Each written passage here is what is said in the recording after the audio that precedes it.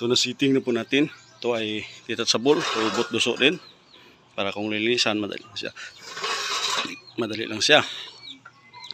So ang ginawa natin, ito yung tangke niya. Patulo dito, ganyan. Tapos sasahurin dito, papunta dyan. So ang ginawa natin na oil level regulator, dito tayo naggawa. Yan.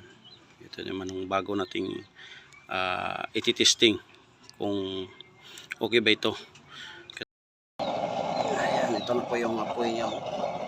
So kalahati pa po yung blower nito. Ganda din ang kanya, no? Puyo. So far okay naman siya, no? Nakuha na natin yung level niya.